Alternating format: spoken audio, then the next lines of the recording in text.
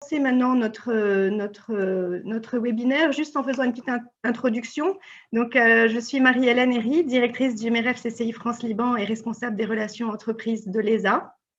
Vous connaissez toutes et tous l'ESA, la business school gérée par la Chambre de commerce de Paris et reconnue au Liban et dans la région pour son excellence en termes de formation académique et professionnelle, grâce à nos nombreux partenariats avec les plus grandes business schools françaises et européennes. Pour ne nommer que quelques-unes, je dirais HEC, ESCP, l'ESSEC, l'ASDA Bocconi.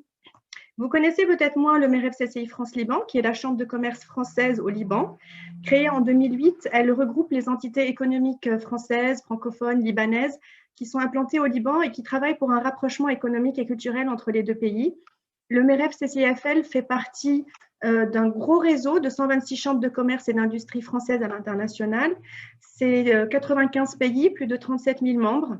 Donc maintenant que je vous ai mis le cadre, je laisse la parole à Maxence Duhaut, président du MEREF CCI France-Liban et directeur général de l'ESA. Maxence, c'est à toi. Merci Marie-Hélène. Bonjour à toutes et à tous.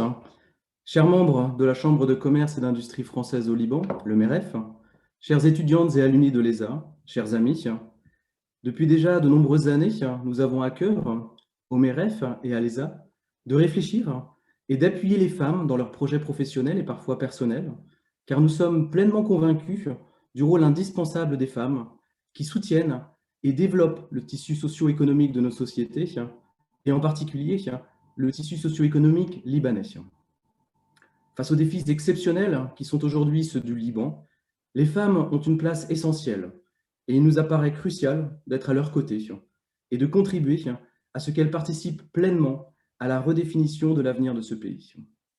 C'est dans ce cadre que nous avons réfléchi pendant plusieurs mois à la manière de renforcer nos actions afin de les rendre encore plus concrètes et utiles. Nous nous sommes en particulier fondés sur l'enquête réalisée par le MEREF cet automne auprès d'environ 200 femmes et nous nous sommes entourés d'experts, de spécialistes pour pouvoir vous proposer la conférence d'aujourd'hui et surtout le programme d'accompagnement qui suivra et au sein duquel nous espérons vous accueillir très nombreuses. En tant que président du MEREF, c'est donc un plaisir et une fierté pour moi de pouvoir vous annoncer aujourd'hui, en ce jour important, cette journée internationale de la femme, le lancement de notre programme Prendre soin de soi, prendre soin des autres, à destination des femmes. Ce programme a été pensé par les équipes du MEREF, de la CCI France-Liban, et il a été réalisé avec le soutien de notre comité d'appui aux femmes et en collaboration avec l'ESA, et plus particulièrement son pôle santé et affaires sociales. Je tiens à saluer chaleureusement nos intervenants d'aujourd'hui, Madame Meaoun et Monsieur Wissam Kotait, tous deux psychologues cliniciens, et les remercie pour leur temps. Un grand merci également à Madame Perrine Malo-Wakim, chef du pôle santé et affaires sociales de l'ESA, qui sera modératrice de cet événement. Enfin, je remercie tous les membres du comité d'appui aux femmes du MEREF, ainsi que les membres de l'équipe pédagogique de ce programme, et vous invite à vous renseigner auprès des équipes du MEREF, de Marie-Hélène Herry et de Riwa Younes, pour en savoir plus et pouvoir vous inscrire. La crise que nous traversons a mené un grand nombre d'entre vous à vivre des situations personnelles ou professionnelles difficiles, souvent au détriment d'un temps de repos, d'une prise de recul absolument essentielle pour continuer à aller de l'avant. Savoir prendre soin de soi, tout simplement, me semble en effet une priorité pour pouvoir surmonter les épreuves que nous vivons au quotidien, et je suis très heureux que nous puissions ce matin, en cette journée internationale de la femme, prendre le temps d'explorer ensemble cette question. Je vous souhaite donc à tous et à toutes de très fructueuses discussions. Merci de votre attention. Merci Maxence. Donc je reviens à votre présence aujourd'hui à ce webinaire sur le self-care pour vous dire merci d'être là. C'est un lundi, en plus c'est un lundi matin. C'est surtout la journée internationale de la femme et ça on ne pouvait pas le rater. Le comité femmes du MEREF CCI France-Liban travaille depuis 2017 avec l'ESA à la promotion et le soutien des femmes au Liban. Notre webinaire aujourd'hui est le lancement d'un projet qui est lui-même le résultat de plusieurs constats. Le pays va mal. Nous sommes toutes et tous par mots et par voix à aider autour de nous, des associations, une voisine, une amie, un proche, les plus démunis, à reconstruire et pas reconstruire que des bâtiments, à trouver un sens à nos actions, à nous disputer avec Zoom, la connexion, l'électricité, le dollar, la livre libanaise, et les enfants et les adolescents et nos personnes âgées, le corona, le vaccin, les prix hallucinants. Je ne sais pas vous, mais moi, je regarde autour de moi et je ne vois que des personnes courageuses, que des gens qui continuent de dire « je vais bien, je suis privilégiée, je n'ai pas le droit de me plaindre ». Mais moi, je vois de moins en moins de sourires. En tout cas, mes sourires sont forcés. Je suis inquiète, je suis angoissée, je suis désabusée. Et je me dis que si j'en suis là, c'est que je ne suis pas la seule et qu'on doit faire quelque chose pour nous faire du bien, pour ne pas en arriver à ne plus pouvoir aider les autres qui ont besoin de nous. Tous ceux qui viennent à l'ESA nous ont toujours dit, quand je passe la porte du campus, je sens que j'ai voyagé. Le cadre est tellement agréable. Tous ceux qui assistent à un de nos événements, participent à nos formations, nous disent c'est tellement intéressant, ça m'a donné de nouvelles perspectives, on a rencontré des personnes inspirantes, motivantes. Tous ces éléments réunis nous ont amenés à monter ce projet, donc au titre évocateur pour les femmes au Liban, comme l'a dit Maxence, prendre soin de soi, prendre soin des autres. Ce projet nous tient vraiment particulièrement à cœur et a fait l'objet d'un gros travail d'équipe depuis des mois. Merci aux 188 femmes qui ont collaboré à notre enquête pour évaluer les besoins des femmes au Liban. Les résultats sont édifiants et nous confortent dans notre action. Nous les partagerons avec vous en fin du webinaire. Merci au comité femmes et au comité directeur du MEREF CCI France-Liban, en particulier son président, Maxence Duhaut, que vous avez entendu, d'avoir validé, accompagné, encouragé notre action. Merci à l'ESA, binôme indéfectible et partenaire historique du MEREF CCIFL, aux équipes, surtout le pôle santé et affaires sociales, ainsi que l'Executive Education, en particulier leurs responsables, donc Perrine Malo-Hakim et Sandra Aboudlaham. Merci, un grand merci à nos experts Mayoun et Wissam Kotet pour leur engagement dès le premier instant, leur patience face à tous les obstacles et les reports que nous avons eu à gérer.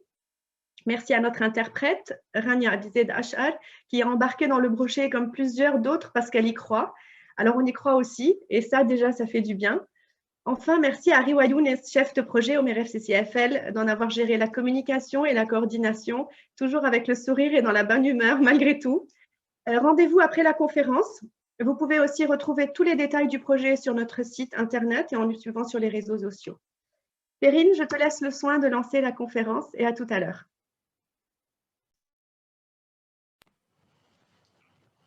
Merci Marie-Hélène. Bonjour à tous et à toutes. L'Organisation mondiale de la santé, l'OMS, définit la santé comme un état de complet bien-être physique, mental et social, qui ne consiste pas seulement en une absence de maladie ou d'infirmité. Donc, selon cette définition, la santé repose sur 3 composantes, physique, mentale et sociale, et prendre soin de sa santé, c'est se soigner, mais aussi, et peut-être avant tout, prévenir la maladie.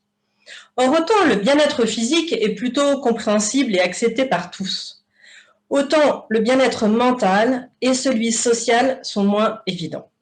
En effet, les premières idées qui viendront à l'esprit pour prendre soin de soi seront sans doute de faire du sport, de manger équilibré ou encore de se faire un massage. Il s'agit là de bien-être physique essentiellement, qui pourra certes influencer le mental et ou le social, les 3 étant liés, mais qui reste du domaine du ressenti corporel.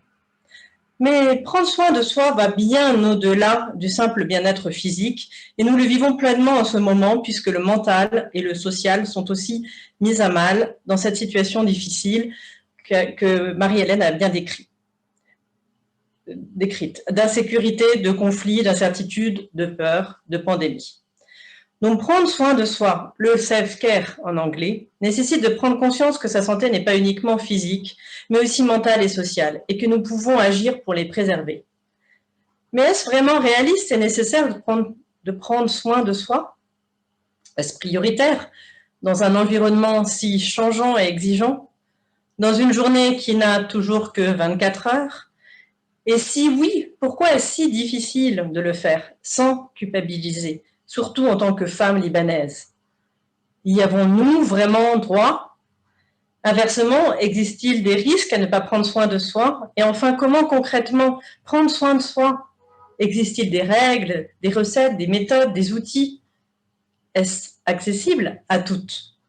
Je vous propose de discuter de tous ces points, de tous ces différents points avec nos deux experts, nos deux spécialistes que nous accueillons ce matin, May Haroun et Wissam Koté, que je vais vous présenter en quelques mots.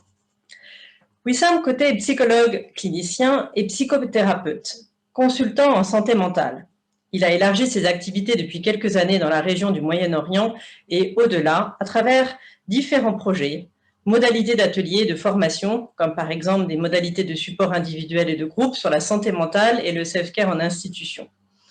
Parmi les organisations avec lesquelles il travaille ou a travaillé, nous pouvons nommer Imaya, Abad, la Croix-Rouge libanaise, etc. Mais Haroun est psychologue clinicienne et psychothérapeute. Elle est actuellement consultante senior en santé mentale et soutien psychosocial chez Save the Children US, en plus de son travail clinique psychodynamique, mais possède une vaste expérience dans le développement, la prestation et l'évaluation de programmes de soutien psychosocial pour les communautés vulnérables dans des contextes humanitaires et de développement. Elle est spécialisée aussi dans de nombreux domaines, comme le renforcement de la résilience, du bien-être, de la gestion des émotions, de la réduction de problèmes, du traumatisme, etc. May est titulaire d'un BS en informatique, d'un MBA, d'une maîtrise en psychologie clinique et d'une maîtrise exécutive en PSS et consolidation de la paix. Je suis très heureuse de les accueillir aujourd'hui au nom du MEREF et de l'ESA. Et avant de leur passer la parole, je vous invite maintenant, vous auditeurs, à écouter le témoignage de deux femmes. Riwa, est-ce que tu peux nous mettre les vidéos? Merci.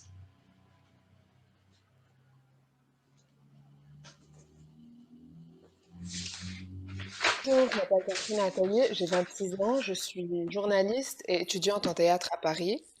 Je pense que l'année où j'ai réalisé l'importance du self-care, c'était en 2020. Ça a été une année très difficile pour moi parce que déjà, il y a eu la révolution au Liban et j'étais loin, donc je sentais le besoin de participer. J'ai lancé une association avec des amis qui s'appelle Mertelbin Mejtemaïn et ça prenait beaucoup de mon temps. J'avais très peu de temps pour moi et je devais travailler et aller à l'école en parallèle, donc j'avais vraiment très peu de temps pour m'occuper de moi-même. Ensuite, évidemment, il y a eu l'explosion du 4 août et avec Offre Joie, j'étais sur le terrain tous les jours pendant 2 mois avant de rentrer à Paris. Donc en 2020, j'ai eu très très très peu de temps pour moi. Ensuite, quand le confinement est arrivé, j'étais obligée de me calmer. Et c'est là que j'ai réalisé à quel point le self-care en fait était important et combien je me sentais mieux dès que j'avais un peu de temps à me donner pour moi-même, pour faire des choses simples, juste cuisiner, manger bien, dormir, aller faire des marches dans la nature, voir des amis, toutes ces choses qui peuvent nous paraître très simples dans notre vie de tous les jours sont en fait vraiment essentielles pour se sentir mieux. Je pense aussi que c'est très important quand on a besoin, quand on voit qu'on n'arrive pas à se sortir d'une situation difficile, c'est très important de demander de l'aide et ne pas avoir honte d'aller chez un expert ou même chez un proche ou chez un ami.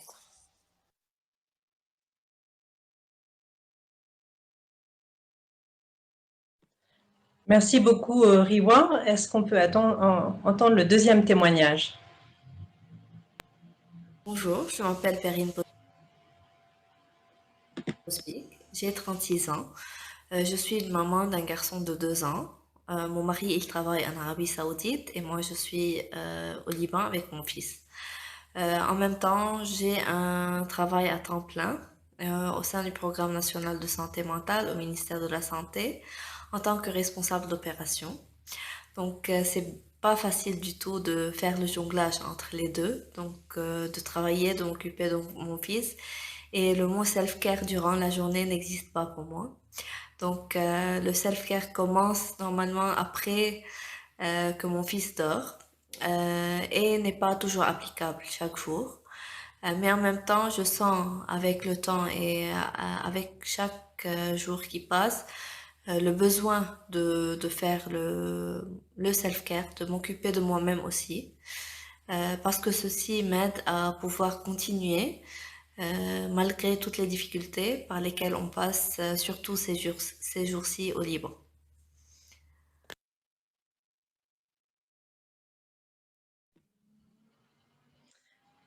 Merci Rewa, donc bienvenue aux panélistes. Et pour commencer, nous allons lancer un petit premier quiz. Donc en fait, en lançant différentes photos, nous allons vous partager des photos. Retenez bien les numéros. L'idée, la question, c'est quelle image pour vous représente le plus le stress? Donc retenez bien l'image et en parallèle, on va vous demander de commencer à écrire dans le chat, pour vous, les mots associés au stress. Et je vais donner la parole à Wissam pour nous parler un petit peu de ce stress. Merci Perrine, bonjour à tous. Donc comme vous y invite Perrine, n'hésitez pas dans le chat à écrire des mots que vous associez au stress ou bien des situations particulières qu'on peut nommer les sources de stress. Des situations qui vous mettent dans des situations stressantes, anxieuses, utilisez les mots qui vous viennent. Je vais essayer de parler un peu de chaque image pour essayer d'en dire quelque chose pendant que vous écrivez. Et on essaiera de rebondir un peu au cours de ces quelques minutes sur ce que vous partagez dans le chat box. Alors déjà, par rapport à la première image, il y a, vous voyez, enfin moi je vois et je partage avec vous, un sentiment de vulnérabilité extrême, comme un manque de consistance dans le sens de la solidité. Et cette image fait penser aux géants de papier, vous savez, cette chanson de Jean-Jacques Lafont. Et puis il y a les éléments naturels qui ont l'air assez violents, comme le vent qui emporte des choses avec son passage, qui peuvent nous faire perdre des morceaux de nous-mêmes. Mais il y a aussi dans cette image quelque chose d'autre, et c'est là le pouvoir des images. C'est qu'on peut toujours trouver des éléments antagonistes, comme dans la vie. Ça ne va jamais dans un seul sens, même si on a l'impression. Et là, cet homme en papier qui perd un peu quelques feuilles, comme un peu de lui-même, ça donne quand même beaucoup de mobilité, de malléabilité, plutôt, quelque chose qui n'est pas statique. Et moi, personnellement, je trouve dans cette chose qui n'est pas statique du réconfort, dans l'idée que nous pouvons perdre un peu de soi sans pour autant se perdre soi-même. Et par rapport aux situations, moi, cette première image me fait penser à mon expérience ou ma vie en France. J'ai vécu pendant 7 ans en France. Et il faut dire que durant cette période, l'ensemble des 7 ans, mais la première période, le changement d'environnement a vraiment fait qu'en moi, il y avait comme ça un ressenti de quelque chose de stressant en permanent qui me prenait vers quelque chose d'inconnu en me faisant perdre des feuilles, des layers, des couches de moi-même, si vous voulez, pour éventuellement les remplacer avec d'autres couches. Puis nous avons la deuxième image, Pierrot qui est seul sous les projecteurs, est dans une situation dans laquelle on est mis à nu aussi, dans laquelle on se sent dévisagé, jugé, évalué, situation dans lesquelles on se sent démasqué, nulle part ailleurs où aller. Mais aussi, chez ce Pierrot, vous voyez, il y a des larmes, des émotions donc, une vérité. Et on pense souvent que la vérité est quelque chose de simple, l'authenticité, la transparence, mais c'est certainement une des choses les plus dures et les plus belles qui soient, celle de parler de nos vulnérabilités. On y reviendra sur cette question des vulnérabilités, de nos émotions, de nos espoirs, de nos rêves, de nos quêtes inaccessibles. Et pour moi, toute situation stressante qui déclenche ce genre d'émotions qui me rapporte à cette image, c'est des situations vraiment professionnelles dans lesquelles ce que j'aimerais apporter, dans lesquelles ce que j'aimerais partager dans mon domaine professionnel ne reçoit pas un accueil vraiment, je dirais, ouvert, dans le sens du changement que je recherche, et dans lesquels les interlocuteurs se retrouvent dans une position vraiment d'enquêteur, de pourquoi changer. Et moi, ça me met comme ça dans une situation assez inconfortable et assez stressante. La troisième image est celle d'un pantin, comme vous voyez, un pantin qui nous parle de sentiments de perte de contrôle. Perte de contrôle de notre corps, de nos émotions, de nos pensées, de nos désirs. Sentiment aussi que quelqu'un d'autre tire les ficelles de notre vie, de notre existence, de nos choix. Grande question que celle du choix ou de la fatalité, du libre arbitre ou du conditionnement. Et puis dans l'image, le pantin est assis sur une chaise qui ressemble quand même à un trône. Cette chaise sur laquelle siège celui qui a le pouvoir en apparence. C'est, je trouve, très proche du questionnement que nous avons par rapport au pouvoir au Liban, en tant que citoyen, en tant que personnes qui vivons au quotidien dans ce pays. Qui contrôle? Qui se laisse contrôler? Ça me fait penser aussi, vous savez, à Étienne de la Boétie et son discours sur la servitude volontaire. Très simplement, c'est cette idée que finalement, nous sommes pris dans un jeu, pas vraiment à notre insu, mais que nous laissons faire les choses d'une certaine manière. Mais bon, je ne vais pas vraiment me lancer là-dessus. Et puis, la dernière image, c'est deux personnages qui tombent, un homme, une femme, peut-être un couple, peut-être des inconnus, mais sûrement des représentants des deux sexes. Qui de nous n'a jamais eu cette impression de tomber? On la retrouve très vivace dans certains rêves ou plutôt des cauchemars. Cette perte de contrôle soudaine ou progressive comme une forme de vertige. Mais qu'est-ce qui est vertigineux? Ce qui n'est pas possible de concevoir, de comprendre, d'assimiler. Dans une situation traumatique, par exemple, face à une situation qui nous dépasse, souvent nous ressentons une forme de vertige. Et pour moi, le vertige est aussi une invitation à penser, une invitation à respirer, pour reprendre de la consistance, retrouver ou recréer du sens, un chemin, un cheminement. Et l'explosion du 4 août, ce traumatisme national, si je peux dire, c'est vraiment pour moi ce qui me fait penser, à quoi je pense quand je regarde cette image, cette impression de tomber dans le vide sans vraiment savoir sur quoi s'accrocher, comment s'accrocher, où on va arriver, où est le bout, est-ce qu'il y a une fin à cette chute? Voilà, toutes ces questions qui me traversent par rapport à cette source stressante, si je peux dire. Merci beaucoup, Wissam. Riwa, est-ce que tu peux nous mettre le résultat du poll, s'il te plaît? Voilà, donc nous avons une plus grande part dans le 1, dans la première image que tu décrivais très bien, Wissam, et dans la quatrième. Et dans les chats, les mots qui reviennent le plus sont l'angoisse et les worries for tomorrow, donc la projection justement impossible pour l'avenir. Et l'impression aussi d'être surchargé en permanence, cette course vers l'avant, le multitask permanent, trop de fronts, trop de besoins à couvrir, et puis aussi un sentiment de manque de reconnaissance sur tout le travail et les efforts fournis. Voilà, on pourra continuer à débattre et prendre en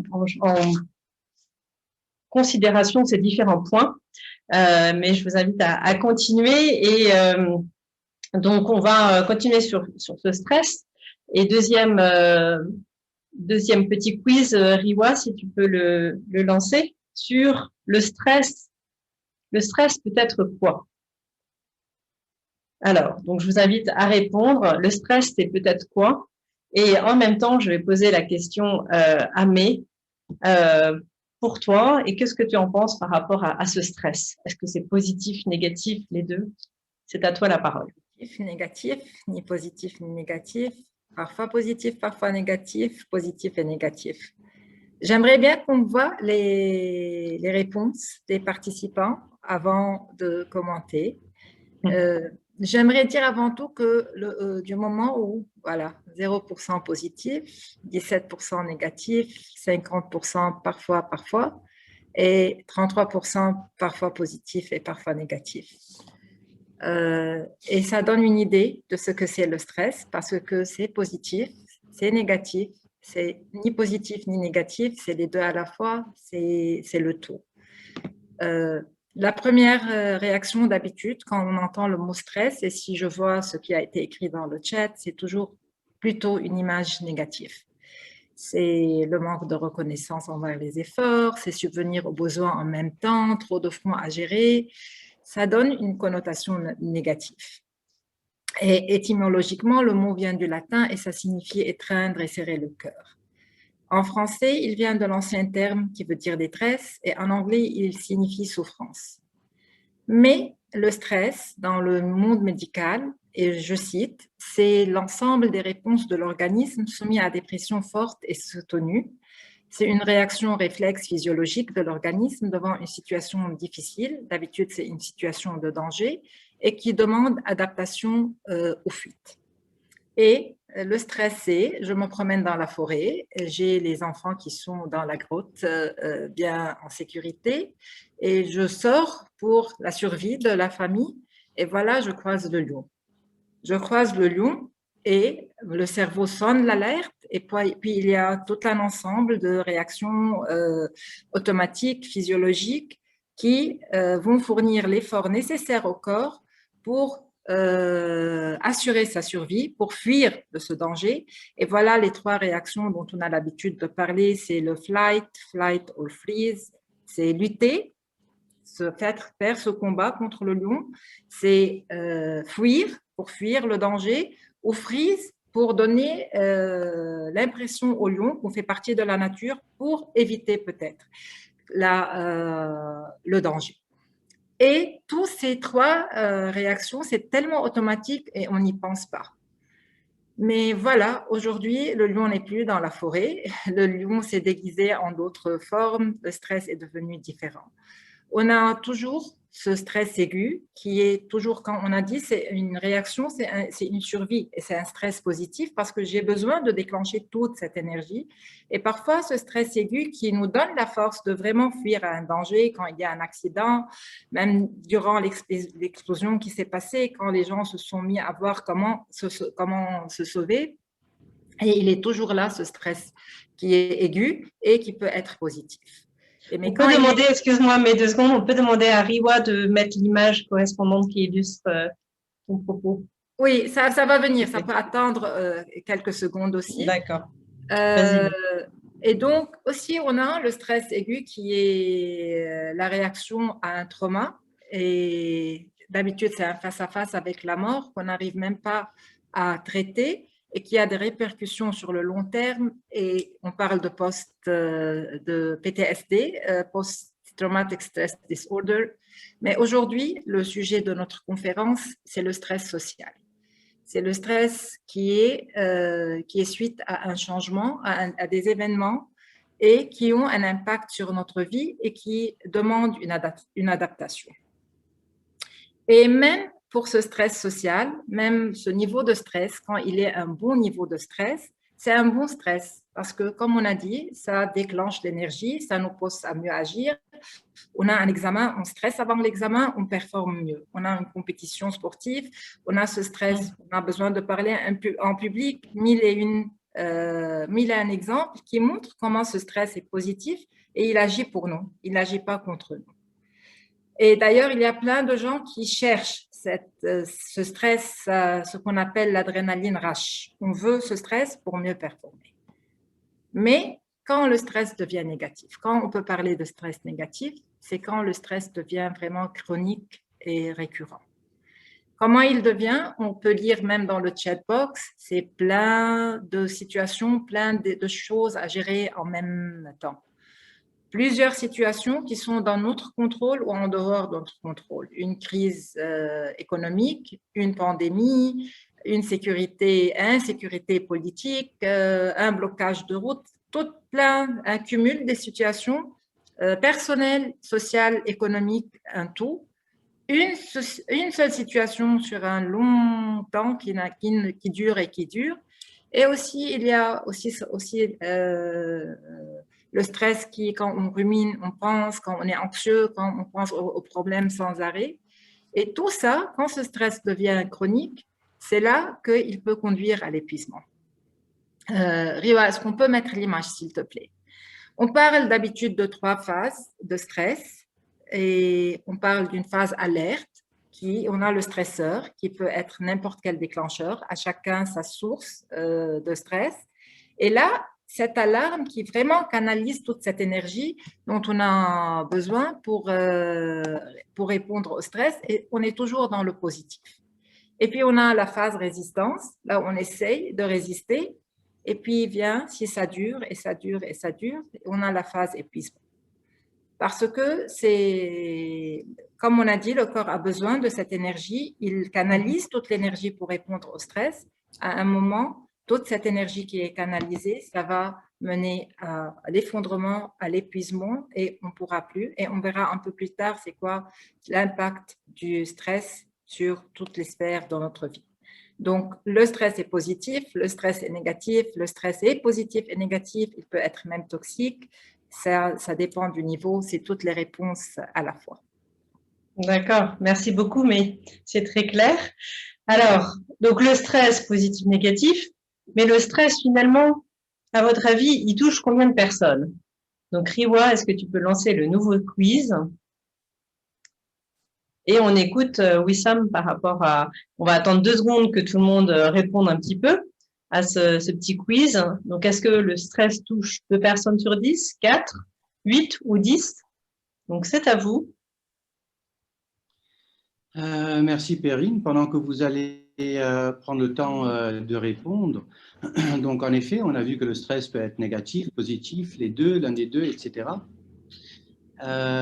Et j'aimerais ajouter par rapport à ce que May disait, May a nommé de manière très claire l'attaque, la fuite, le freeze, donc fight, flight, freeze. Vous savez, physiologiquement, ça c'est quelque chose qu'on a tous appris quand on était à l'école, en classe de 3e ou de seconde en biologie. Physiologiquement, notre corps marche selon 2 systèmes. Un système qui est celui-là, systématiquement, fight, flight, freeze, ou un autre système qui est le système, disons, digestif de notre corps. Et les deux ne peuvent pas fonctionner en même temps. Donc, on est conditionné à être dans l'un ou dans l'autre. Ça, c'est intéressant, ce conditionnement interne qu'on a. Si on peut voir les réponses, Riwa, si les participants les ont mis, donc on voit 53% 10 sur 10, 42% 8 personnes sur 10, et puis des scores beaucoup plus bas pour dire que le stress affecte moins de personnes. Et c'est une réalité, hein, c'est que le stress négatif nous touche quasiment tous, en tout cas à un moment ou à un autre de notre vie, avec une intensité différente. Et cette universalité, j'aimerais dire, du stress négatif s'explique par 2 raisons très simples. Et je vais essayer de détailler un tout petit peu ça. La première raison, c'est que nous vivons tous, c'est que nous sommes tous différents. Nous avons tous des expériences de vie, des vécus, des ressentis, des manières de gérer et des stratégies de gestion, on dit coping en anglais, qui sont différents. Et de ce fait, nous pouvons dire que c'est à cause de cette singularité, de cette différence qui nous caractérise chacun et chacune en tant qu'être humain, que nous ne sommes pas au même pied d'égalité par rapport à des situations de stress qui peuvent être similaires. Ça, c'est un élément important. À savoir que, aussi en continuité à ce que May disait à l'instant, le stress peut émaner de différentes manières. Il peut émaner de l'intérieur de soi, par des émotions, par des pensées, ou de l'extérieur, face à une situation externe. Et il peut aussi avoir une caractéristique objective, c'est-à-dire que réellement, concrètement, il y a un danger, comme May parlait du lion tout à l'heure, ou bien il peut avoir une caractéristique subjective qui est non adaptée, c'est-à-dire je vais penser que je vais trouver un lion alors que je suis dans un lieu où il n'y a pas de lion. Mais mon cerveau a créé cette peur interne et je vais automatiquement fonctionner avec ce fight, flight, or fight, or freeze dont May parlait. La seconde raison, en plus de donc l'universalité de la singularité de chacun, c'est que nous avons tous des vulnérabilités. Nous sommes tous vulnérables, plus ou moins, à un moment donné de notre vie. On l'a bien vu dans ce que les participants ont pu noter tout à l'heure, et dans un contexte particulier. Nous ne sommes pas des surhommes, nous ne sommes pas des surfemmes, nous ne sommes pas des héros, nous sommes à la rigueur tous des anti-héros. Et nous essayons tous de faire au mieux tous les jours. Et la vulnérabilité n'est pas à entendre au sens négatif ou péjoratif du terme. Vous savez, une des premières tentatives de la psychologie clinique pour essayer d'expliquer et d'illustrer la singularité et la vulnérabilité de l'être humain et de son fonctionnement mental a été de proposer l'image d'un vase qui tombe et se brise, et de dire que le vase ne se brise jamais de manière arbitraire, mais toujours de manière unique, singulière, selon des délimitations différentes pour chacun, en fonction de son histoire, de l'intensité des événements extérieurs. Et nous sommes au Liban bien servis, je pense, pour le savoir. Et puis sur cette question des vulnérabilités, on peut dire que d'une certaine manière, que c'est parce que nous sommes vulnérables que nous pouvons être capables de surmonter en partie ou totalement capable de ressentir et d'avoir de l'empathie, capable d'être en relation, capable de résonance avec soi, avec les autres, capable d'humanité. Et notre capacité de rebondir, notre capacité d'absorption, notre capacité de résilience, donc, et sur ce mot résilience, on remarque, je ne sais pas pour vous, qu'il prend depuis un temps au Liban, en tout cas, un sens négatif. Depuis l'explosion du 4 août, même avant, depuis le début des manifestations du 17 octobre, comme pour dire que nous devons aussi retrouver notre capacité de faire face frontalement et non pas seulement rebondir, absorber. Voilà, donc renouer avec notre besoin de faire le deuil, ne pas être seulement en mode de déni ou de non-ressenti et ne pas devenir comme des automates, des zombies, ou comme on dit en arabe pour décrire cette non-émotion, tamsahna. On est devenus des genres de crocodiles qui ne ressentons plus. Et c'est important de renouer avec notre colère parfois, avec notre incapacité parfois, pour arriver à retrouver nos capacités potentielles et faire face aux choses qui nous travaillent. Merci beaucoup, Wissam. Merci de nous reconnecter donc à nos émotions, à nos vulnérabilités. Et donc, on va continuer sur cette définition un petit peu du stress et les impacts, en fait, de ce stress. À votre avis, nouveau petit quiz. Riwa, si tu peux le lancer. Le stress a un fort impact sur, à vous de dire. Donc, vous pouvez cocher plusieurs réponses et en parallèle, eh bien, nous allons donner la parole à May qui va nous illustrer un petit peu ces impacts du stress. Déjà, Wissam a bien résumé la subjectivité de la réalité du stress, parce que le stress est subjectif et donc tout le monde ne répond pas au stress de la même façon. Et j'aimerais aussi ouvrir une petite parenthèse sur le mot résilience et sur la connotation négative, parce que malheureusement, aujourd'hui, quand on parle de résilience, on a tendance aussi à avoir cette confusion que résilience veut dire qu'il faut qu'il faut ne plus réagir. Ça aussi, ça a une confusion avec être désengagé, démotivé, perdre la foi, que ce soit la foi que le pays va rebondir, la foi dans ce qui se passe autour de nous. Et c'est là la confusion avec le mot résilience. Mais en même temps, même le fait de dire Tamsahna et en même temps voir toute l'empathie qui a été canalisée suite à l'explosion, on comprend qu'il y a une partie résiliente et la partie qui est Tamsahna, qui est négative, c'est un des impacts du stress quand il devient chronique, quand il devient toxique, quand on est épuisé et on ne veut plus rien faire, on ne veut pas agir. Donc, comme le stress est une réalité subjective et ça dépend des vulnérabilités, ça dépend des facteurs personnels, de facteurs de risque, de protection de chaque personne, du taux de stress dont il est sujet, de la façon dont il traite ce stress, la même chose, l'impact.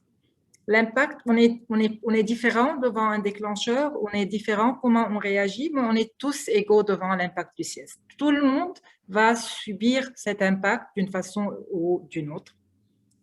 Médicalement, c'est prouvé, biologiquement, c'est prouvé, ça a un impact sur la santé. Et aussi, ça a un impact sur toutes les sphères. Ça a un impact sur la sphère familiale, sur la sphère relation, sur la sphère professionnelle. Ça a un impact partout. Et ça a un impact aussi cognitif, psychologique, mental. On manque de concentration, on n'a plus envie de travailler. Et il y a même un problème, comme on a dit, de sommeil, d'alimentation. On mange trop, on mange peu, on dort peu, on dort peu. Et puis, l'impact aussi, il est proportionnel à la phase. On parlait de phase alerte, on parlait de phase résistance, on parlait de phase épuisement.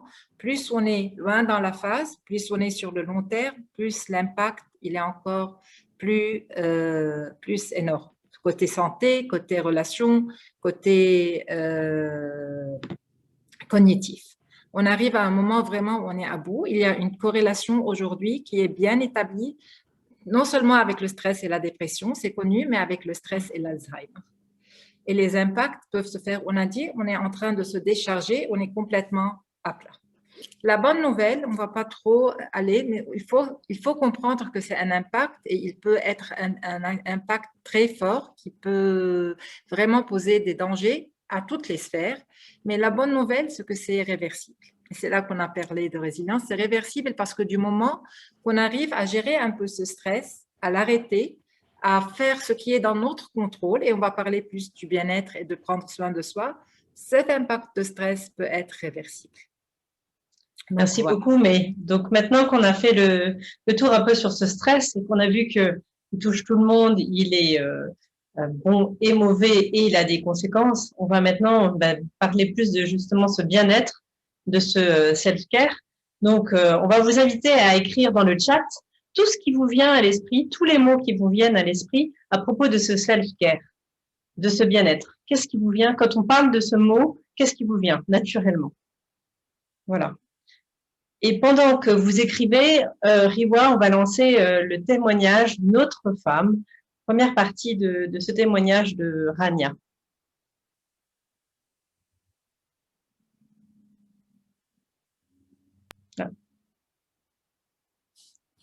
Bonjour, je m'appelle Rania Rahmeh, j'ai 49 ans. Je suis maman de 2 garçons de 19 ans et 17 ans. Je travaille dans le domaine informatique, qui est un domaine très prenant, et en plus je suis très perfectionniste. Donc j'ai passé ma vie à courir à droite et à gauche pour que tout soit parfait, la maison, les enfants, l'école, les projets, la vie sociale, et j'avais toujours l'impression de ne pas en faire assez. Quand je regarde ces années-là, toutes les années que j'ai vécues, tout ce qui me reste, c'est le sentiment de stress. J'étais stressée continuellement, du matin jusqu'au soir, du soir jusqu'au matin. Je ne prenais pas le temps pour me détendre, je n'avais aucune notion de self-care. Et je sentais que chaque minute que j'avais, je devais la passer à faire quelque chose d'utile. Donc, j'ai vécu à un rythme fou. Je me réveillais très très tôt, je dormais très très tard et je n'arrêtais pas de courir de toute la journée. Jusqu'au jour où, à 47 ans, j'ai été diagnostiquée d'un cancer du sein. Et là, soudainement, brutalement... Voilà pour la première partie. Nous écouterons plus tard la suite de ce témoignage très touchant. Mais avant de continuer, on n'a pas mis les résultats du dernier quiz. Donc, Riwa, est-ce que tu peux nous lancer les réponses? Voilà. Donc, sur les impacts du stress. Donc, vous êtes beaucoup sur la santé, les capacités mentales et aussi dans à peu près tous les domaines. Et juste pour dire que tout le monde a raison. Et tout le monde a raison. Perrine. Toutes les réponses sont justes. Il n'y a pas de réponse juste ou des réponses. Voilà, c'est l'école des femmes, tout le monde a raison sur ces impacts du stress. Voilà, donc maintenant, on va s'occuper plus du self-care, de prendre soin de soi. Et donc, pour vous, donc nouveau quiz, pour vous, s'occuper de soi, c'est quoi? Et puis, je vais inviter May à rebondir sur les différents mots qui ont été mis dans le chat, se faire plaisir, prendre un verre, voyager, même si en ce moment c'est un peu difficile. Voilà. Et la réponse, on va attendre un petit peu que chacun mette les réponses dans ce petit quiz. Juste, Perrine, la question qui s'est affichée, c'est s'occuper de soi, c'est cher, égoïste, inutile, nécessaire, un luxe. C'est juste la question qui est avant ou après. C'est pas grave, on peut répondre à cette question et puis rebondir sur l'autre question.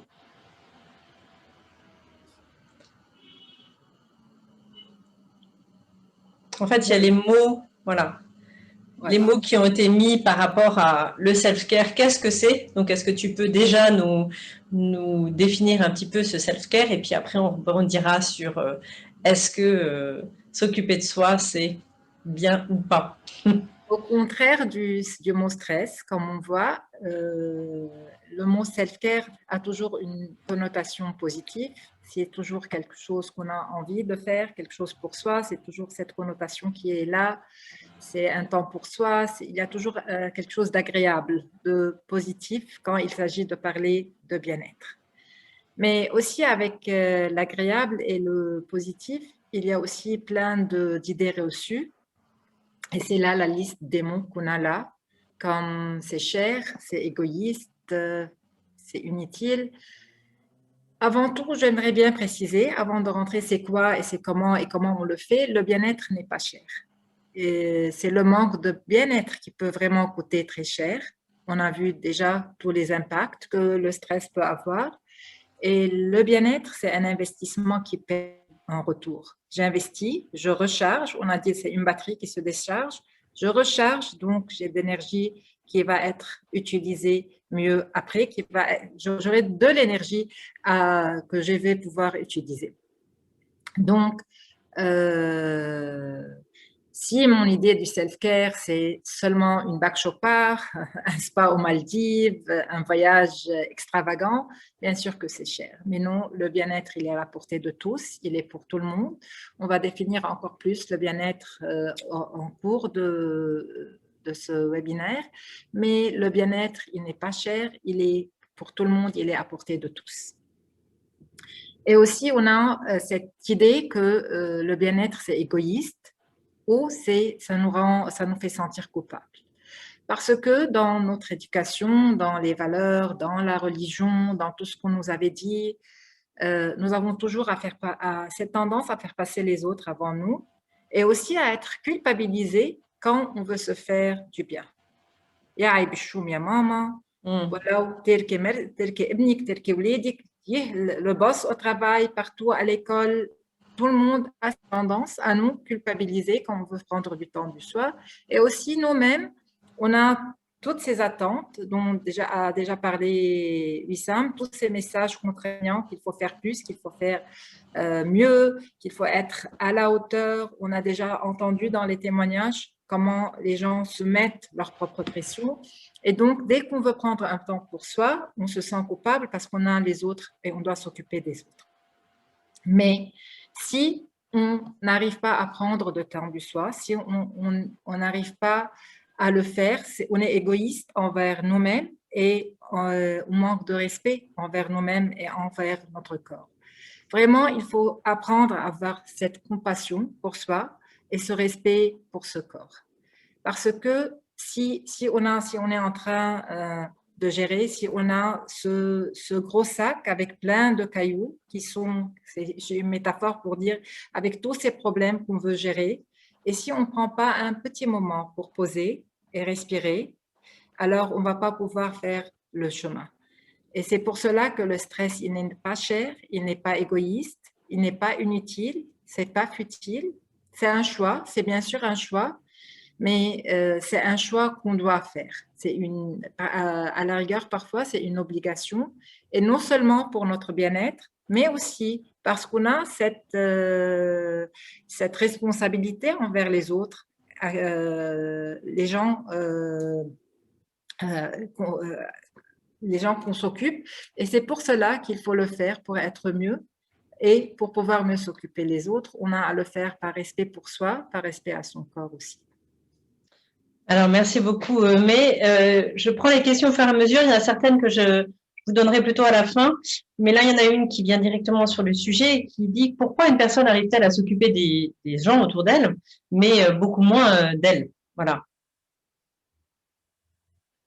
Parce qu'on a cette tendance à mettre les autres avant nous, parce que c'est toujours les autres qui sont plus importants, parce que aussi c'est notre devoir et notre responsabilité, et parce qu'on a tout ce poids de la culture, toute cette liste de culpabilité ancienne et contemporaine qui pousse à ce que on ne dit pas que s'occuper des autres, c'est mauvais, mais ce qui est mauvais, c'est le fait qu'on ne s'occupe pas de soi, qu'on ne se donne pas ce temps, qu'on ne se respecte pas, qu'on ne respecte pas nos besoins, qu'on n'est pas à l'écoute de notre corps.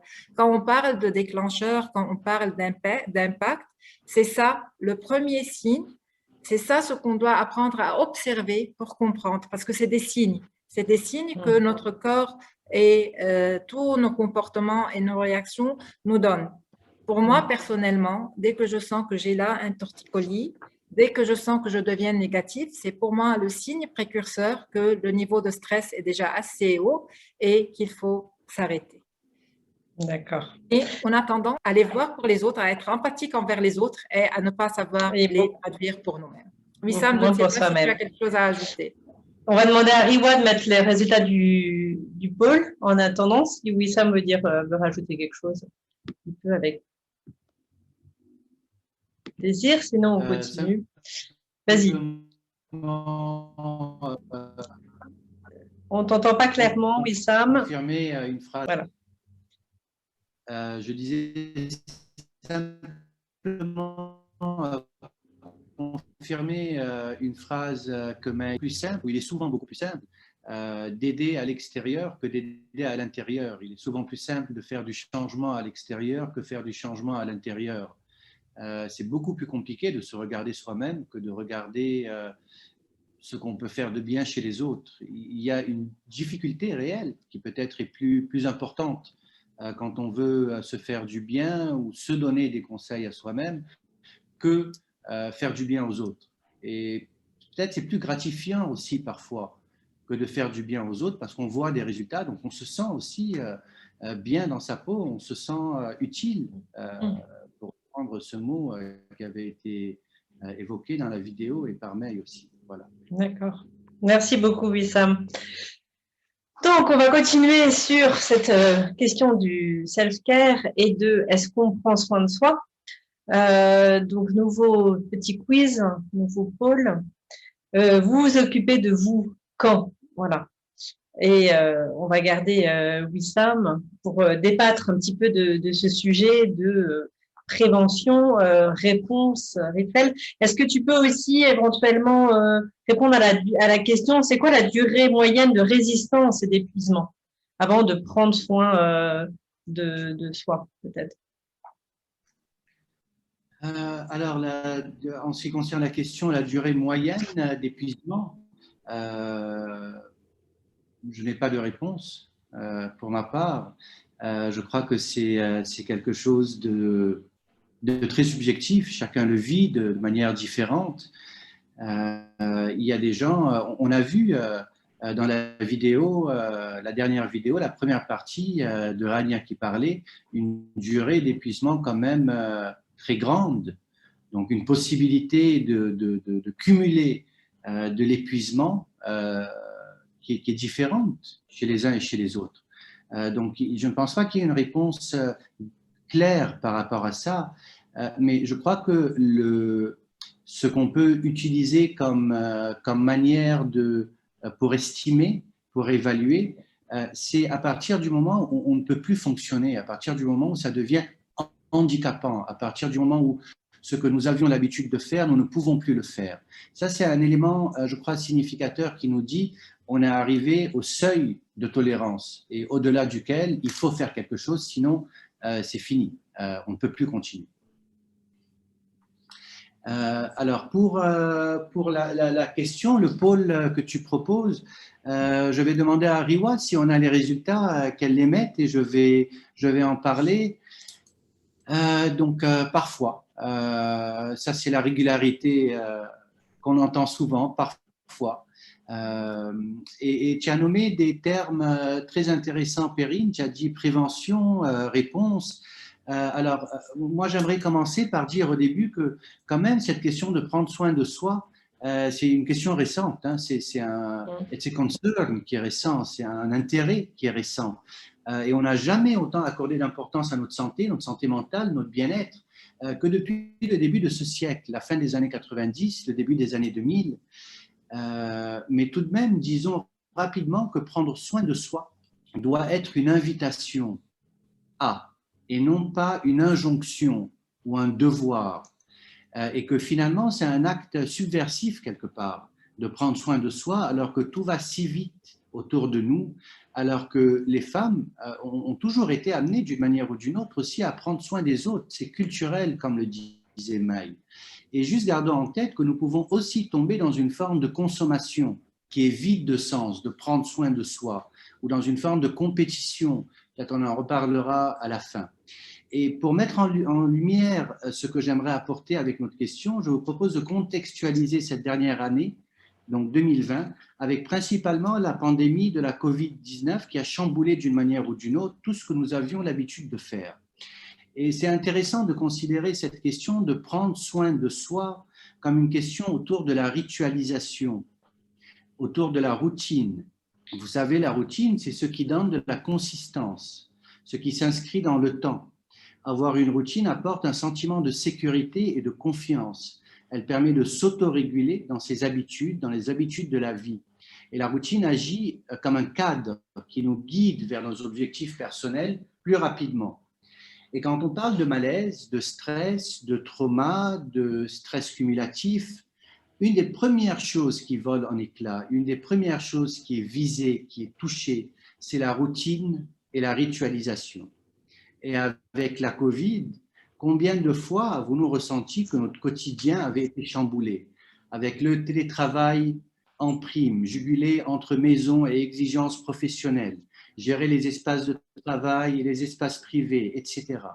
Ce changement soudain puis répété avec l'idée qu'on ne sait pas quand ça va se terminer, qu'on ne sait pas ce que demain nous réserve. On a fait perdre la tête à plus d'un. Et combien parmi nous ont eu ce sentiment de ne plus se reconnaître, de ne plus arriver à fonctionner normalement et à la limite de sentir avoir perdu une partie de leur identité. Et il y a dans cette manière de poser les choses que prendre soin de soi de manière routinière peut devenir un élément quotidien de notre hygiène de vie, comme un accompagnement, comme quelque chose qui peut devenir même culturel, qui entre dans l'éducation, qui nous accompagne avec des doses différentes selon les situations. Enfin, c'est important de considérer, comme tu disais, Perrine, que prendre soin de soi peut être un acte préventif, c'est-à-dire un acte qui vient en amont, puisque nous savons tous que nous allons à un moment ou à un autre être confrontés à une situation stressante. Prendre soin de soi a donc quelque chose de la préparation. Comme quand on se prépare à une course, à un examen, à une épreuve, il faut aussi peut-être se préparer à être en difficulté, se préparer en amont pour tester et expérimenter ce qui nous convient au mieux. Et vu qu'on est différent, des choses différentes nous conviennent de manière différente. Et puis prendre soin de soi, ce n'est pas seulement une prévention, ça peut aussi être bien sûr une réponse directe, une forme d'intervention, qu'elle soit spécialisée ou non, face à une situation stressante, une situation angoissante, un trauma particulier. D'accord, merci beaucoup Wissam, c'est aussi très très clair. Alors, on a parlé du self-care, du bien-être, et de prendre soin de soi, mais en fait, pour vous, et là j'invite Riwa à nous relancer un pôle, pour vous le bien-être c'est quoi en fait? Comment vous prenez soin de vous? Donc, vous avez plein de possibilités devant vous. Et je vais redonner la parole à May, qui va nous donner des bonnes idées pour prendre soin de nous. Et comment toi, tu prends soin de toi, May? Avant tout, il est important de noter, suite à ce que disait Wissam, que le prendre soin de soi ne devient pas une autre source de stress et une obligation sur la to-do list qu'on a à faire chaque jour. Que le sport qu'on a envie de faire ou la sortie entre amis ne devient pas tellement encombrante que c'est une source de stress en plus. Comment moi je m'occupe de moi, ça dépend des moments, mais je le fais. Je le fais même si parfois j'oublie de le faire. C'est parfois être avec les amis, parfois c'est être toute seule, parfois c'est vraiment le vide dans la tête. C'est toujours une introspection pour savoir le pourquoi et le comment. Et c'est me forcer parfois quand je suis dans cette bulle de stress, dans cette bulle de situation, à vraiment poser de temps en temps, à comprendre, à faire la part des choses de ce qui est en mon contrôle et ce qui ne l'est pas. Parce que avec tout ce qu'on vit, il y a des choses, la seule chose qu'on peut contrôler, c'est nous-mêmes. Ce qu'on vit et nos réactions envers ce qui se passe dans le moment. Je ne peux pas contrôler Covid, je ne peux pas contrôler les mauvaises nouvelles, je ne peux pas contrôler les situations qu'on est en train de vivre au quotidien, mais je peux m'éloigner un peu, me distancier un peu ou prendre une pause de temps en temps. Dans toute la liste qui a été dite, il n'y a pas de recette magique. Il n'y a pas 3 minutes de sport, 5 minutes d'introspection, un peu de mindfulness. Et là, on a aussi cette tendance aujourd'hui de coller le mindfulness à tout, la respiration à tout, alors que parfois, ce n'est pas ce qui est bien pour moi, pour moi-même. Donc, le bien-être et comment s'occuper de soi, ça peut être n'importe quoi. Et ça dépend aussi de comment je vais m'occuper de moi. J'ai mal à la tête, je ne vais pas bien, je peux prendre un cachet d'aspirine et me sentir mieux.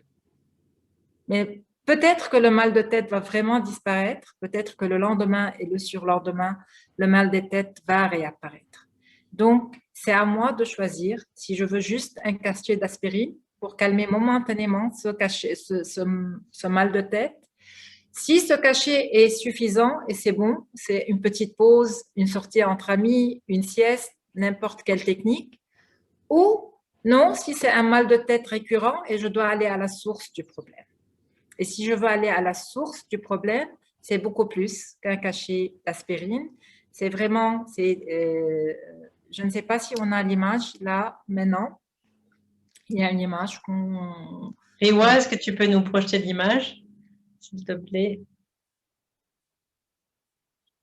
Voilà. Ça, c'est notre plan. Et ça, c'est d'habitude comment on pense qu'on veut aller, avec aussi tous les messages qu'on a, toutes les attentes qu'on veut avoir. Et on pense que ça, c'est le chemin. On va juste aller tout droit vers le drapeau. C'est tellement facile. Et on n'a qu'à pédaler 5, 10, 20 coups de pédale et voilà, on arrive. Mais non, la vraie vie, c'est la deuxième image. C'est tous ces obstacles. Et on ne peut pas pédaler de la même façon quand on fonce droit au but et quand on a tous ces obstacles devant nous. Merci beaucoup, mais voilà. On va demander à Riwa de nous mettre aussi le résultat du pôle et on va continuer. Donc pour beaucoup, c'est s'aérer l'esprit. Et puis, il y a un petit peu toutes les réponses. Et comme disait May, il n'y a pas de bonne réponse. C'est un petit peu tout en même temps. Je vais vous inviter maintenant à écouter la deuxième partie du témoignage de Rania. Donc, Riwa, si tu peux nous mettre la vidéo. Et on va continuer sur le prendre soin de soi et le self-care. Le monde s'est arrêté. Mon monde s'est arrêté. Parce qu'en fait, j'ai découvert que la Terre, elle, continuait à tourner normalement sans moi. Les enfants se débrouillaient tout seuls, la maison fonctionnait, même au travail, les choses pouvaient aller plus lentement et personne ne s'en dérangeait. La famille m'a beaucoup entourée et m'a beaucoup aidée. D'habitude, je suis quelqu'un qui refuse l'aide, mais là, j'ai appris à accepter et à en profiter. J'ai surtout eu la chance d'avoir des amis extraordinaires qui se sont coupés en 4 pour moi. En fait, ce sont elles qui m'ont introduite au sens du self-care. Elles venaient chez moi, on faisait des petites balades, elles me poussaient à sortir ou bien simplement on restait ensemble à bavarder. Et ce sont ces petits moments-là qui m'ont aidé à affronter les moments difficiles avec beaucoup plus de calme et de sérénité. Merci beaucoup, Riwa, et merci surtout à Rania. Alors, quand on parle de self-care, souvent, et quand on parle du stress, souvent, voilà, on se représente mal au dos, etc. Donc, par rapport au corps, qu'est-ce que, à votre avis, et là, on va lancer un nouveau pôle, comment vous représentez-vous le fait de prendre soin de votre corps? Voilà, c'est notre premier véhicule. Et donc, je vais inviter Wissam à nous parler du corps et du bien-être du corps, du self-care du corps. Merci, Wissam. Merci, Perrine. Pendant que vous lisez, que vous répondez, j'aimerais juste dire un mot sur un mot qu'utilise Rania dans son témoignage. Elle dit subitement, il y a un arrêt. Quelque chose s'arrête. Et je crois qu'il y a beaucoup de choses qui se passent quand la vie fait que ça s'arrête ou quand nous décidons de prendre un temps d'arrêt. C'est à ce moment qu'il y a autre chose éventuellement qui peut advenir. Et ça fait peur, hein, parce qu'on sort de nos habitudes. Voilà, ça c'était un mot rapide.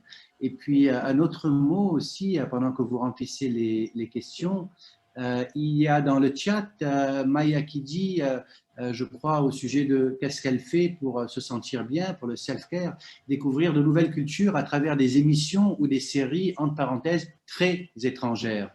Et je crois qu'il est question là de cette question d'altérité. Dans la différence, on retrouve des éléments qui sont proches mais loin.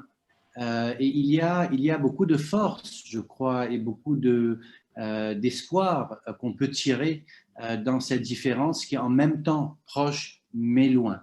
Voilà. Si on peut avoir les réponses sur le pôle, Rania, je vais dire quelques mots là-dessus. Donc, 33% en prenant conscience de mon corps et de ses besoins. Je crois que c'est parmi le plus dur, hein, parce qu'il y a à prendre conscience. Donc, comment est-ce qu'on peut prendre conscience de ça? 29% en faisant du sport, 19% en profitant des soins de détente et 10% ex aequo en laissant mon corps au repos et en utilisant mon corps comme vecteur d'expression. Il y a en effet différentes manières de prendre soin de son corps, de s'occuper de son corps et d'occuper son corps. Le corps qu'on a, le corps qu'on est, le corps qu'on pense avoir, celui qu'on pense être. Et nous sommes, il faut le dire, et je pense que c'est très important de le rappeler, dans une culture de l'image, beaucoup peut-être au Liban.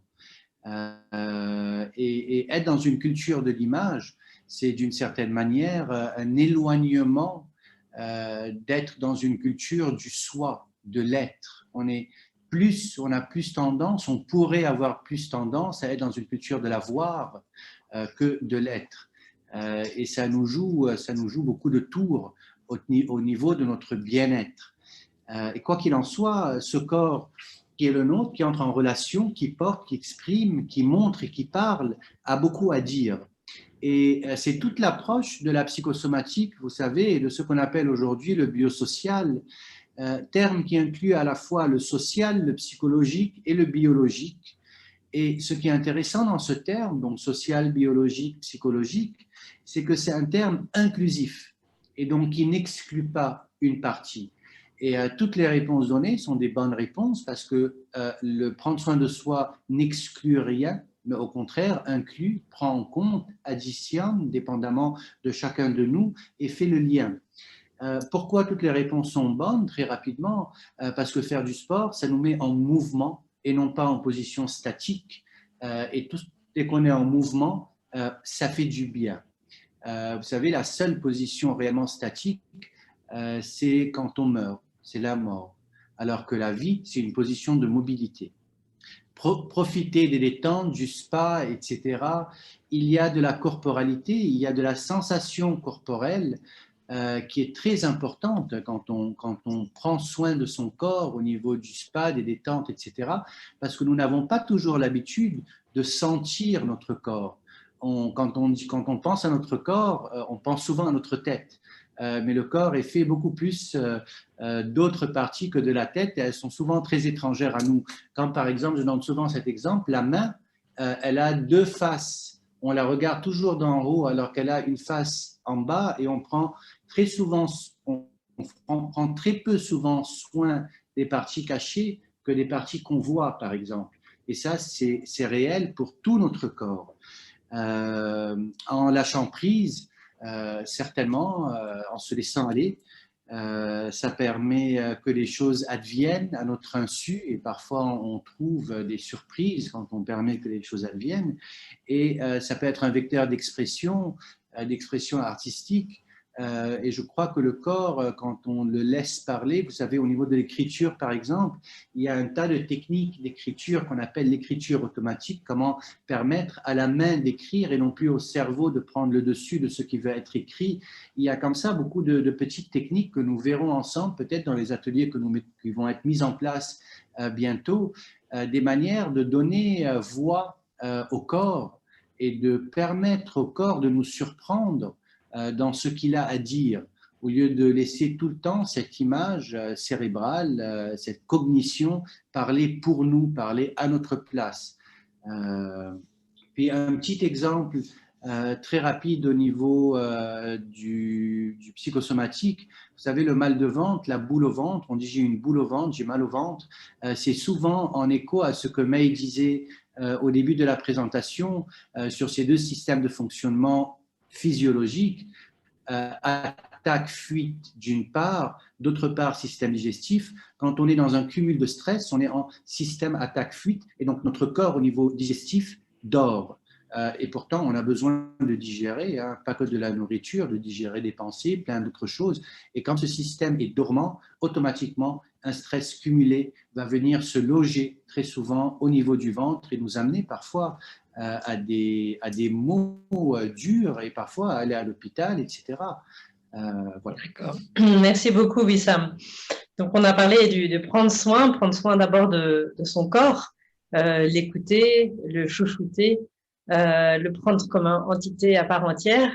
Et bien, on en revient quand même à cette partie, ce centre d'intelligence qu'on utilise en premier souvent, qui est la tête. Et donc, encore une autre petite question pour tout le monde. Est-ce que vous arrivez à contrôler vos pensées négatives? Riwa, est-ce que tu peux lancer le… Voilà. Est-ce que c'est facile? Est-ce que vous le faites? Donc, Wissam, est-ce que tu peux nous parler un petit peu de cette tête qui s'emballe et toutes ces pensées? Au niveau des pensées négatives, on les appelle aussi des pensées automatiques. Vous savez, c'est comme tu as dit, elles s'emballent. C'est des pensées qu'on ne contrôle pas. Et ben, il y a beaucoup de fois utilisé ce mot, je contrôle, je ne contrôle pas, qu'est-ce que je contrôle, qu'est-ce que je ne contrôle pas. Et il faut accepter qu'il y a des choses qu'on ne contrôle pas dans notre corps et dans nos pensées. Notre cerveau a une vie en soi. Il sécrète ou il crée des pensées, des scénarios à tout instant, tout le temps, réel, irréel, sans s'arrêter, c'est sans cesse, c'est incessant, etc. Et je ne sais pas au niveau des résultats du pôle, mais si on peut les voir, donc parfois 63% quand même, souvent beaucoup moins, 32%. Jamais, bon, une personne a dit jamais. Mais c'est très dur. Moi, au niveau de mon expérience, c'est très dur de contrôler des pensées négatives parce qu'il faut pouvoir réorienter la pensée. Ah, on a perdu Wissam. Donc, il nous parlait des pensées négatives et que c'est très difficile à contrôler parce qu'il faut la réorienter. Mais est-ce que tu peux rebondir là-dessus? Tu es en mute. Voilà. Voilà. C'est la panne d'électricité à Vetmeri. Donc, oui, parfois, quand il y a les pensées qu'on n'arrive pas, et ils sont là, on ne peut pas, mais aussi, on peut parfois faire le vide dans sa tête, on peut apprendre à le faire, ce n'est pas toujours évident, ce n'est pas toujours facile, et c'est un cheminement assez long, parfois c'est avec une prise en charge, mais il y a des cognitions qui sont distordues, comme on dit. Il y a des pensées qui viennent automatiquement et qui sont le résultat de toute une éducation, de plein d'expériences et qui viennent automatiquement. Et c'est ce qu'on appelle la distorsion cognitive ou les pensées négatives qui sont difficiles à contrôler, mais on peut les on peut, j'arrive pas à trouver le mot. Contourner. Les contourner. Oui. On peut trouver un moyen de les contourner, pas toujours, mais on peut le faire. D'accord.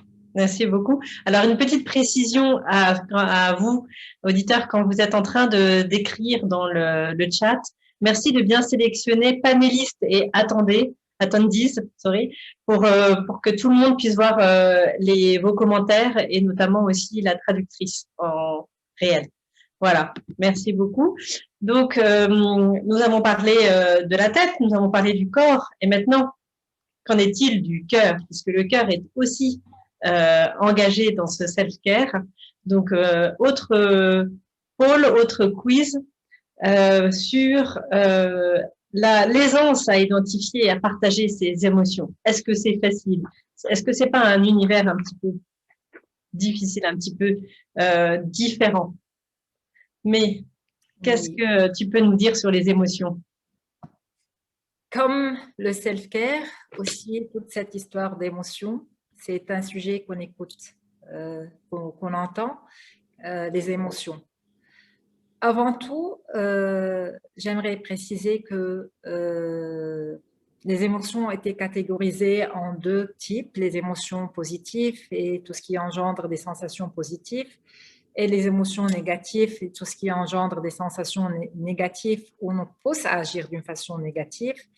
Mais quand on parle des émotions, on a besoin de toutes ces émotions. Il n'y a pas de sentiments positifs et d'émotions négatives. Il y a des émotions et après, ce qu'on décide de faire avec ces émotions, comment nous traitons ces émotions et comment nous réagissons face à ces émotions qui rendent que les choses sont positives ou négatives. Il y a un film de Disney que j'aime particulièrement qui s'appelle Inside Out. Je ne sais pas si dans les participants, quelqu'un qui l'a vu, qui montre même aux enfants que les émotions, on a besoin de toute cette panoplie d'émotions. On a besoin de la tristesse, comme on a besoin de la peur, comme on a besoin de se sentir mal des fois, d'avoir peur, d'être triste. Donc, on a besoin de toute cette panoplie d'émotions. Et à la base, les émotions, c'était aussi pour nous aider à survivre. On peut demander à Riwa de nous mettre les résultats? Oui, s'il te plaît. Parfois, c'est 61%, ce qui est bien parce qu'il commence à avoir une prise de conscience que identifier et exprimer les émotions, c'est quelque chose de bien. 22, souvent, et jamais 17%. Et pourquoi il y a des gens qui ne peuvent pas ni identifier et ni même exprimer les sensations? Parce qu'on a, durant notre vie, des gens bien intentionnés peut-être nous ont dit qu'il faut refouler les émotions. Si on est en colère, il ne faut pas le montrer. Si on est triste, il ne faut pas pleurer. Et parfois, les émotions aussi, ça a un rapport avec le sexe. Parce que pour les femmes, c'est OK de pleurer, mais ce n'est pas OK d'être en colère. Alors que pour les hommes, ce n'est pas OK de pleurer, mais c'est OK d'être en colère. Même l'amour, parfois, on nous apprend qu'il faut le cacher, qu'il faut le contrôler, qu'il ne faut pas le montrer, que c'est vulnérable, que c'est faible. Et donc, c'est toute cette éducation, ces superstitions qui ont fait que on ne veut pas. Mais il faut identifier les émotions et il faut aussi les exprimer, que ce soit par la parole ou que ce soit par d'autres médiums, l'écriture, l'art, le dessin. On dit, il y a une phrase qui dit « soigner les mots par les mots ». Et savoir soigner les mots, M-A-U-X, par les mots, par la parole. Mais avant tout, avant de pouvoir exprimer ces émotions, il faut savoir les identifier. Et ce n'est pas facile. Il faut savoir les accueillir. Il faut savoir observer les manifestations qui viennent avec ces émotions. Il faut savoir les pensées qui sont associées à ces émotions. Pourquoi je pense ce que je pense quand j'ai ça? S'interroger sur ce qui a pu les déclencher. Avoir le courage de les exprimer à soi avant de les exprimer aux autres. Et c'est tout un processus. Et du moment où on commence à identifier, à observer, à comprendre, il faut exprimer. Et comme j'ai dit, c'est pas toujours nécessaire que ce soit par la parole. Et on a plusieurs façons d'exprimer. C'est ou exprimer pour décharger, ou exprimer pour je vois dans le chat box, c'est quoi le lien avec l'intelligence émotionnelle? C'est exactement ça. c'est tout le lien avec l'intelligence émotionnelle. Et c'est pour cela aujourd'hui on parle d'intelligence émotionnelle. Et juste pour faire attention au temps, juste je veux dire que quand on exprime, il faut faire attention comment on exprime, surtout quand c'est pour résoudre un problème ou pour résoudre un conflit. Il y a ce qu'on appelle la communication positive, la communication non violente, et c'est aussi tout un art, savoir exprimer à quel destinataire, à qui je vais exprimer pour pouvoir gérer ces conflits. Et quand on exprime, on évite de conflits, de problèmes, on se sent mieux. Il faut exprimer, il faut identifier, et c'est un chemin vers un stress moindre et un bien-être. Merci beaucoup, May. Donc, on a vu que donc, le bien-être, prendre soin de soi, ça passe par prendre soin de son corps, ça passe par prendre soin de ses émotions, de sa tête, de ses pensées. Et c'est tout ce qu'on va voir, c'est tout ce que le programme va proposer en fait à travers les ateliers. Ces différentes parties du self-care et du bien-être que May et Wissam nous décrivent. Donc, on va continuer avec une nouvelle petite question sur la gratitude. Est-ce que ça vous parle, la gratitude? Est-ce que vous pensez à quelque chose que vous avez reçu ou donné pour lequel vous ressentez de la gratitude? Ce sentiment de plénitude et de joie qu'est la gratitude. Est-ce que, May, tu peux nous parler de cette gratitude? Est-ce que tu es là? Je ne sais pas si May a aussi un problème de connexion, alors je vais passer la parole à Wissam. Et c'est Wissam qui va nous parler de la gratitude et de la reconnaissance des petites choses envers soi. Merci Perrine, et ce sera la dernière intervention qu'on aura, la dernière question. Donc pendant que vous répondez, la question de la gratitude, de la reconnaissance, déjà est une question, je crois, qui a un aspect culturel. Culturellement, je ne sais pas à quel point au Liban, on est habitué, on est accompagné à dire merci, mais un merci authentique par rapport à des petites choses peut-être que nous rencontrons au quotidien, des petites choses que nous donnons, qui nous sont données, que ce soit des choses matérielles ou des choses, des mots ou des choses de cet ordre-là. Et sur la question de la gratitude, il y a une fable, c'est pas vraiment une fable, une histoire très connue, très rapidement. C'est l'histoire du loup blanc et du loup noir. Donc, dans une tribu Cherokee, il y a un jeune qui va chez un sage âgé, assis autour du feu. Il est très, très énervé, le jeune. Il est confus, il est énervé. Et le sage, l'homme âgé, lui dit « Qu'est-ce qui se passe avec toi ?» Et le jeune homme lui dit mes amis, le groupe avec lequel je suis ne veulent pas de moi. J'ai envie de leur prouver ma valeur. J'ai envie qu'ils m'acceptent dans le groupe. Ils ne m'aiment pas, je ne les aime pas non plus. Et il y a tout ce ressenti qui commence à déverser auprès de cet homme. Et cet homme lui dit je vais te raconter une histoire. En chacun de nous, il y a, comme dans la nature, un loup blanc et un loup noir qui sont en conflit perpétuel, qui sont en combat perpétuel. Le loup noir représente la colère, il représente le combat, il représente la violence, alors que le loup blanc représente la paix, représente la sérénité, représente la reconnaissance. Et ces deux loups sont toujours en bataille. Et le jeune homme lui dit mais qui gagne dans cette bataille, le loup noir ou le loup blanc? Et le vieux, l'homme âgé, lui répond ça dépend de celui que tu nourris. Et donc, on entend dans cette histoire vraiment comment nous nourrissons des parties de nous-mêmes qui peuvent être positives ou négatives, et comment nous sommes invités à nourrir cette partie de nous qui comprend la question de la gratitude, qui comprend la question de la reconnaissance, la question de pouvoir être avec les autres et vraiment entendre, dire quelque chose sur les petites choses qui nous entourent et non pas seulement sur les choses beaucoup plus grandes, beaucoup beaucoup plus importante. Merci beaucoup, Wissam. Avant de passer la dernière partie de la vidéo de Rania, mais est-ce que tu veux rajouter quelque chose sur la gratitude? Voilà, non, j'aime bien cette histoire du loup, des deux loups.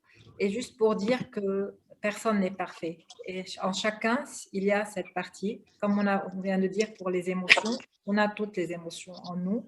Il y a cette partie qui est bonne, qui est ouverte, qui ressent de la gratitude. Et on a l'autre partie. On ne peut pas tuer aucune des deux parties, mais il y a une qui peut être. Et la gratitude, ce n'est pas une pensée magique. Ce n'est pas juste dire merci et le moment où on va le dire, mais ça aide à relativiser. On dit en anglais « count your blessing ». Et du moment qu'on commence à dire, et la gratitude, c'est non seulement envers quelqu'un ou envers soi, c'est même envers l'environnement. Parfois, on dit merci juste parce que le ciel est bleu ou parce que le soleil brille. Et c'est ça, c'est vraiment être dans le moment et penser à ce dont on est reconnaissant. Et ça vraiment aide à changer la perception et à voir les choses d'une façon moins noire, c'est tout. D'accord, merci beaucoup May et Wissam. On va regarder la dernière partie de la vidéo de Rania et après ouvrir aux questions-réponses. Il y a une question qui est déjà posée, à laquelle on répondra. Et je peux dire que paradoxalement, c'est en étant malade que j'ai découvert le vrai sens de la vie. J'ai aussi appris à faire la part entre l'essentiel et le superflu et d'accepter l'aide quand j'en ai besoin. Ceci me permet, même après avoir retrouvé un train de vie normal, d'avoir du temps libre que j'utilise pour m'offrir régulièrement des moments de détente et de self-care. Et ces moments-là me permettent d'accomplir mes tâches quotidiennes avec beaucoup plus de joie, de sérénité et d'amour. Quel beau témoignage, merci beaucoup Rania. Riwa, est-ce que tu peux nous mettre l'image de la fin, les deux images de la fin avant de passer. Donc pendant ce temps-là, vous pouvez écrire dans vos questions et Q&A, questions et réponses. Allez-y, posez vos questions que maintenant nous allons demander à Wissam et May, nos panélistes, de répondre. Un petit mot de la fin, May et Wissam, sur cette image, rapidement, avant de donner la parole pendant que donc, nos participants écrivent leurs questions. Voilà, c'est une image qui résume le tout. C'est ça, la définition du bien-être. C'est une connaissance de soi, une connaissance de ce qu'on est, ce qu'on veut, ses propres valeurs, pas ce que les autres attendent de nous, sa propre créativité, ses propres moyens d'apprentissage. Il y a le changement cognitif, quand on a parlé des pensées automatiques, quand on a parlé des distorsions cognitives. Il y a le relationnel stimulant, le vrai relationnel stimulant, la compréhension des émotions et des besoins, la communication saine, les sports et les techniques relaxantes. C'est un ensemble de plusieurs sphères. Et voilà, on a dit que cette conférence, c'est pour ouvrir la porte aux ateliers et c'est ça ce qu'on va apprendre à faire dans les ateliers. Et c'est un peu de tout, c'est pas une seule sphère, c'est toute une approche holistique. Wissam, à toi. Je n'ai rien à rajouter par rapport à ce que tu as dit, May. C'est holistique, en effet. J'aimerais rebondir, par contre, sur le petit mot que Rania a mis, son étonnement sur que cette histoire peut intéresser. J'aimerais dire que ce qui intéresse, en fait, c'est ce qui est authentique. Et ce témoignage, comme les autres témoignages, ont de l'authentique. Et ce dont on a besoin, c'est de l'authenticité. Et le bien-être, c'est dans le fondement de l'authenticité. Et on a cette phrase par rapport à la gratitude, le bien-être, comme le bonheur, est fait d'une multitude de petites choses qui, mises bout à bout, peuvent nous conduire à nous sentir bien dans nos corps et dans nos têtes. C'est voilà, comme des petits cailloux, cette histoire du petit poussé, ou tellement d'histoires qu'on raconte aux enfants sur les petites choses mises bout à bout qui font la différence, et ne pas se focaliser sur un seul objet, ne pas voir les arbres qui couvrent la forêt, mais ce qu'il peut y avoir d'individuel, de singulier, de petit, comme élément holistique global. Voilà. Merci beaucoup. Alors, deux petites questions. Donc, première question, comment faire la part entre prendre soin de soi pour se ressourcer et sombrer dans l'égoïsme pur? Qui prend la question? Moi, je peux me lancer, puis Maria va rebondir. Je vais essayer d'être le plus clair possible dans la manière dont ça va me venir aussi pour répondre. Je crois que la manière d'évaluer, est-ce qu'on est égoïste ou est-ce qu'on est totalement altruiste, c'est que à partir du moment où on n'a pas la force, on ressent un ressenti négatif quand on est avec des autres, ou quand on soutient des autres, ou quand on aide des autres. C'est une évaluation, c'est un élément, c'est un signal qui vient nous dire on n'est pas en train de s'entendre assez soi-même, on n'est pas en train de s'occuper soi-même assez. Et donc, il n'est pas question d'égoïsme, il est question que pour pouvoir s'occuper des autres, on a besoin de s'occuper de soi. Pour pouvoir être de bons parents, de bonnes mères, de bons pères, on a besoin d'être bien. Pour pouvoir être de bons professionnels, on a besoin d'être bien dans sa tête, etc. Donc, pour pouvoir être en relation avec les autres, il faut premièrement être en relation avec soi. Et ça demande du temps. Et c'est un droit que vous avez, que nous avons.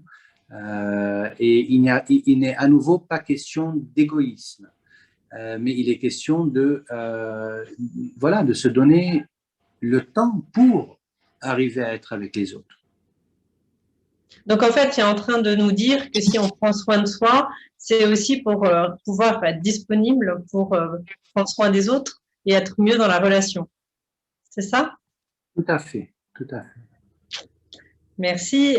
Autre question. Alors, c'est plus une remarque, mais de Maya qui dit qu'il semble que presque toutes sont conscientes, donc toutes les femmes sont conscientes de l'importance de prendre soin de soi. Mais comment communiquer un petit peu ce besoin à son entourage? Comment passer outre les réactions négatives et justement le renvoi de « Ah, bah, t'es égoïste, tu prends soin de toi ». Allez, mais c'est cette question. Je vois sourire. J'ai souri parce que quand j'ai vu l'enquête qui a été faite, tout le monde disait, la plupart des femmes, et je pense que ça va passer ou c'est déjà sur le site, tout le monde disait qu'il faut prendre soin de soi. Mais du prendre soin de soi au passage à l'acte, c'est là toute la différence. Quand il s'agit, vous allez le faire, non, on n'a pas le temps, il y a tout ça. Parce que c'est une question de restructuration. C'est comme on a dit, c'est un mode de vie. Il y a des valeurs qu'on doit changer. Il y a des choses qu'on doit faire pour vraiment, it's a behavioral change. On doit vraiment comprendre que c'est important, que ça a un impact, que ça a un effet. C'est comme quand on fait un régime ou un sport, c'est pas juste en 5 minutes que notre vie va changer, mais c'est un effort continu. Comment le dire à l'entourage? Avant tout, il faut se le dire à soi-même et il faut être convaincu. Ça, c'est la première étape. Je dois être convaincu que je dois le faire.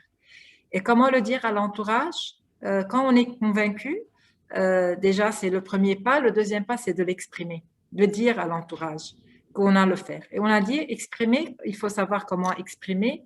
Mais je vais donner un exemple une expérience personnelle très banale. Je rentrais de la maison, j'avais un travail prenant, j'avais décidé de refaire l'université, les responsabilités de la maison, tout. Et en plus, je délaissais les enfants plus qu'avant. Et donc, dès que j'arrivais, je sentais que je devais m'occuper de tout le monde alors que j'avais besoin de 5 minutes de silence. Et c'est là que mon superviseur me dit, il faut juste le faire comprendre à tes enfants.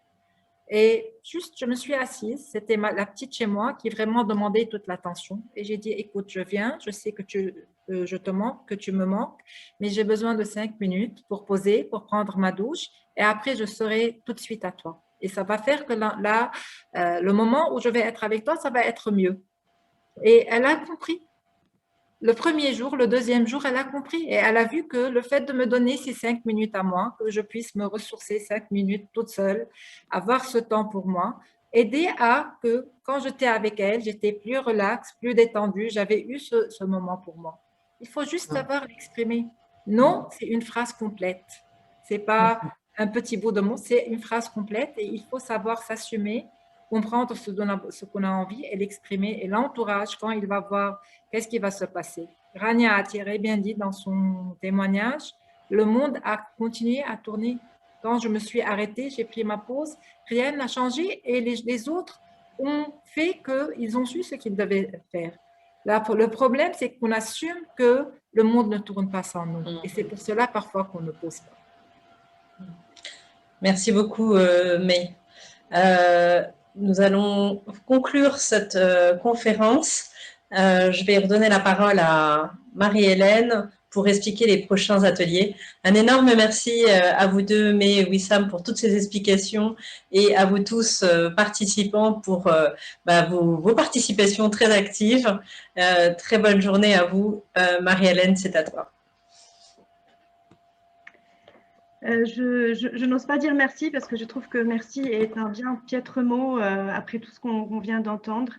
Donc, vous l'avez compris, on va vous proposer maintenant de prendre du temps pour vous.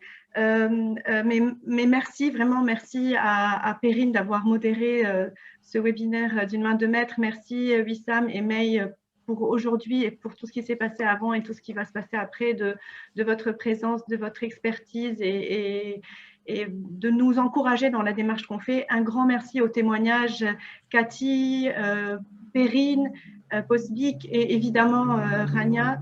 Merci à chacun d'entre vous, les participants. Donc, je vais en fait partager avec vous en avant-première les résultats donc, de notre enquête. C'est une enquête qui avait été lancée en janvier. 188 réponses. L'idée, c'était vraiment d'avoir des femmes de tout profil qui vivent au Liban, de pouvoir comprendre quel était leur rôle dans le soutien et l'aide qu'elles apportaient à leur entourage, quels étaient leurs besoins, leurs demandes et leurs préférences en termes d'organisation de tables rondes et d'ateliers. Donc, aujourd'hui, on a réussi à viser toutes ces femmes de tout profil, de tout âge, avec une majorité quand même qui ont entre 40 et 50 ans.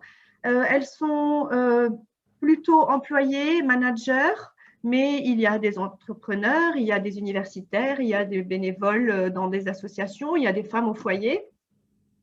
Est-ce qu'elles apportent de l'aide à leur entourage? Évidemment, elles en apportent. Et elles en apportent beaucoup.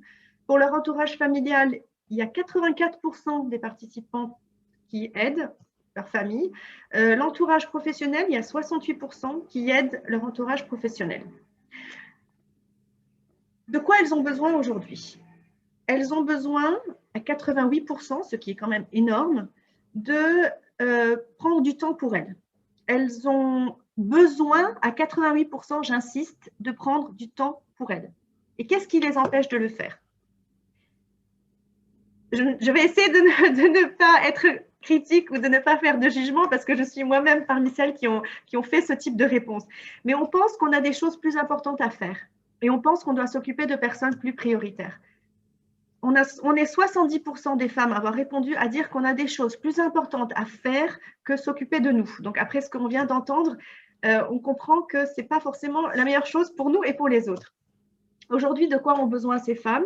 Elles ont besoin d'un lieu de déconnexion, donc en grande majorité, et elles ont besoin aussi de rencontrer d'autres femmes, de rencontrer des femmes comme elles, mais aussi des femmes qui ont un parcours inspirant, et de travailler et de participer à des activités de développement personnel, mais light, quelque chose de ludique en petits groupes. Comment est-ce qu'elles aimeraient que ça se passe? Donc, c'est dans toutes les langues, français, anglais, arabe, tous les jours de la semaine, que ce soit le matin, le midi, le soir. Et en termes de budget, il y a différents types de réponses, mais en général, elles sont prêtes quand même à payer entre 30 000 et 100 000 livres libanaises pour un atelier d'1 heure et demie par semaine. Donc aujourd'hui, on a mis en place ce programme qu'on a appelé Prendre soin des autres, prendre soin de soi, prendre soin des autres. La cible, c'est les femmes qui vivent au Liban, les femmes qui ont plus de 20 ans. C'est-à-dire, c'est vous qui cumulez depuis des mois et des mois des situations, des images, des vécus de crise, à la fois personnellement et professionnellement, et qui apportez de l'aide autour de vous. Cette aide peut être simplement une écoute, un soutien, ça peut être aussi un soutien moral, matériel, et donc l'idée financière. Et surtout, il y a cette question qu'on nous pose et qu'on se pose les unes aux autres, qui fique. Et automatiquement, on va entendre je vais bien, je suis privilégiée par rapport à d'autres grâce à Dieu. Donc ce programme, prendre soin de soi, prendre soin des autres, va débuter en avril, on l'espère, on croise les doigts, sur le campus de l'ESA. Donc déjà, le lieu de connexion, c'est-à-dire aujourd'hui, j'imagine qu'après ce que vous venez d'entendre, vous avez envie, moi en tout cas, je suis oxygénée. Après cette 1h30 que j'ai passée à écouter, à voir vos interactions, comment vous avez répondu aux polls, au chat, je me dis là maintenant, j'ai qu'une envie, c'est vous dire, on brave tout, on saute toutes dans nos voitures et on se retrouve à l'ESA pour commencer. C'est ce que j'ai envie de vous dire maintenant. J'espère que cette envie, on va la garder ensemble, au moins jusqu'à ce qu'on puisse avoir accès au campus. Et l'idée, c'est vraiment qu'on se retrouve à la fois autour de tables rondes, comme aujourd'hui, mais sur des thématiques plus précises que je vais vous présenter, qui seront suivies, donc une conférence générale qu'on appelle une table ronde, qui seront suivies d'ateliers de 10 à 12 femmes pour rentrer vraiment dans le détail de ce que Perrine, Wissam et May nous ont proposé. Donc, j'insiste sur le mot que ce sont des ateliers light, orientés positivité et projection vers l'avenir. Quelles sont ces 3 thématiques? Donc, il y a une première thématique qui est prendre soin de soi, une deuxième qui est l'expression de soi et une troisième qui est décider pour soi. Donc, la première table ronde est composée donc de 5 ateliers où je comprends et j'ai des outils. La deuxième, c'est je découvre, j'expérimente. Et la troisième, je me connais, je décide. Je vous laisserai le temps plus tard et je vous encourage à le faire, de rentrer sur notre site et vraiment de rentrer voir les ateliers. Il y a aussi des détails pour chaque atelier. Et donc, vous verrez que c'est vraiment c'est de l'expression qui peut être à la fois, je veux dire, du théâtre, comme ça peut être vraiment travailler sur aujourd'hui, pourquoi je stresse, de quoi j'ai besoin, quelles sont mes forces, et aussi, qu'est-ce que j'ai envie de faire, peut-être au niveau professionnel, peut-être dans ma famille, quelle est ma place, comment je vais prendre ma place. Donc, comment ça se passe concrètement? Vous venez 1h30 par semaine. Donc, l'atelier, c'est 1h30. On décide, on compose le groupe. Donc, soit vous décidez, vous dites, moi, j'ai un groupe de 10 femmes, le voilà, et je veux qu'on travaille tous les lundis soirs de 5h à 6h pendant 6 semaines. Et donc, nous, en face, on va demander à notre pool d'experts d'assurer les ateliers. Soit vous dites, non, moi, j'ai envie de rencontrer de nouvelles personnes, donc je veux faire partie d'un groupe de 10 femmes que je ne connais pas, qui ont mon profil, qui n'ont pas mon profil. Donc vraiment, vous n'avez aucune excuse, entre guillemets, si vous avez envie de le faire, parce qu'on vous donne toutes les flexibilités. La langue, vous choisissez la langue. Vous choisissez le jour, vous choisissez le groupe avec qui vous voulez être. Et nous, ensuite, on assure tout le reste. Ces ateliers, donc en fait, vous l'avez remarqué, c'est un bloc, donc une table ronde avec 5 ateliers. Donc, un bloc est aujourd'hui à 200 000 livres, c'est-à-dire une table ronde, 4 ateliers et un atelier de debrief. Si vous prenez le programme complet, c'est à 500 000 livres. Tout ce que je vous explique maintenant, évidemment, vous avez des questions et on est là pour y répondre. On vous a mis notre site internet, vous avez aussi notre adresse mail, vous pouvez nous suivre sur les réseaux sociaux et on peut programmer un Zoom pour en discuter si vous avez des questions, si vous avez quelque chose qui n'est pas clair. Aujourd'hui, il y a des femmes et des hommes qui sont derrière ce projet et que je tiens à remercier, qui sont le comité femmes du MEREF, vous voyez leur nom s'afficher, vous avez le groupe d'experts, l'équipe pédagogique, on en a beaucoup parlé, mais vous avez aussi leur nom sur l'écran, mais c'est aussi chacun et chacune d'entre vous, c'est-à-dire aujourd'hui, vous êtes devenus les ambassadeurs et les ambassadrices de ce projet. Soyons honnêtes, le besoin est là, on a fait l'enquête, 188 réponses, c'est pas peu. On sait qu'on a l'expertise, les profils que vous voyez s'afficher à l'écran, il n'y a pas de doute sur leur expertise. Quel est le frein aujourd'hui? Le frein, c'est que, et on l'avait vu depuis qu'on travaille, avant même qu'il y ait le contexte qu'on avait aujourd'hui, on l'avait vu quand on travaille avec les femmes, c'est que faire ce pas-là, ce pas de se dire « je m'inscris, j'y vais », c'est quelque chose d'énorme. Et ça l'était avant, donc imaginez maintenant, ça l'est encore plus. Donc, pourquoi je dis que vous êtes des ambassadeurs et des ambassadrices? C'est parce qu'en fait, il faut qu'on se pousse et qu'on se prenne par la main et qu'on se dise en quoi ça nous engage. C'est 1h30 par semaine, on y va, il faut le faire, ne serait-ce que pour créer un cercle vertueux, pour créer une dynamique qui va pouvoir nous aider à aller de l'avant. Il y a ici sur ce slide nos contacts, donc mon nom, le nom de Riwa, vous avez beaucoup entendu parler le nom de Riwa, donc voilà, merci Riwa. Et donc le site internet et notre site web. Je propose que si vous avez des questions à ce stade sur ce projet, allez-y, on peut même proposer de vous donner la parole si vous avez envie de poser la question directement. Vous pouvez lever la main et on vous donnera la parole. Si vous n'avez pas de questions, donc je vais attendre un peu. Si vous n'avez pas de questions, on a tous vos adresses mail et on vous gardera donc au courant de tout ce qu'on fait. Pour aussi, vous avez la possibilité, on est en train de réfléchir à une self-care box que vous pourrez offrir aux femmes que vous voulez. Donc, je dis ça aux dames et aux messieurs. Donc, vous pourrez aussi offrir à quelqu'un à qui vous voulez du bien, c'est-à-dire faire vous-même pour cette personne qui ne va pas faire le pas vous-même en lui offrant la self-care box, qui est tout simplement une boîte où il y aura, vous choisissez si vous voulez leur offrir une des séries ou bien si vous voulez leur offrir la totale. Voilà, donc je pense qu'on a fait le tour. Est-ce que nos chers experts, est-ce qu'il y a quelque chose que j'ai oublié? Est-ce que vous voulez rajouter quelque chose?